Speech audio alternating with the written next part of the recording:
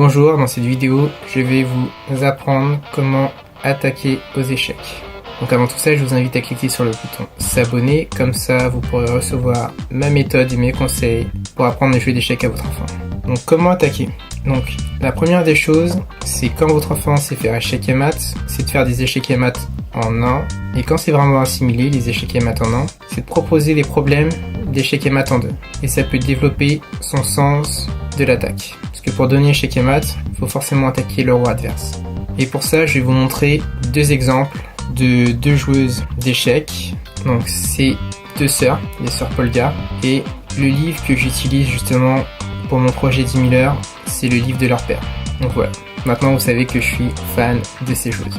Donc je vais vous montrer ces parties et ces exemples maintenant. Donc là j'ai pris une partie que j'avais jouée sur internet. Donc c'était en 3 minutes plus 2 secondes. Donc chaque adversaire avait 3 minutes et à chaque coup on gagnait 2 secondes. Donc c'est une partie que j'ai perdue assez rapidement. Donc l'ouverture c'était un début en gloom. Ce que j'ai fait, ma méthode, c'est simple. Pour le début de partie, j'ai été sur des sites internet. Donc là vous pouvez les voir. Donc sur Wikipédia, sur promoéchec.com, ils parlaient de cette ouverture. Donc j'ai mis les commentaires de ces sites internet pour chaque coup joué. Ensuite j'ai été dans analyse tactique, et c'est analyser la partie. Donc là j'ai pu voir mes erreurs tactiques. Après restait des coups qui n'étaient pas analysés comme fou F4 où j'ai mis un commentaire. J'ai mis un commentaire et j'ai dit que le fou F4, le pion B2 n'était pas protégé, pouvait être facilement attaqué. Enfin c'était l'idée, ce que j'aurais dû voir pendant la partie mais je l'ai pas vu. Et ensuite il y a un autre endroit où j'ai mis un commentaire, c'est quand il a joué dame B4 qui attaquait mon roi, le fou et le pion. Donc là j'ai marqué en commentaire. Je peux même ajouter un point d'exclamation, ce qui veut dire que c'est un coup excellent.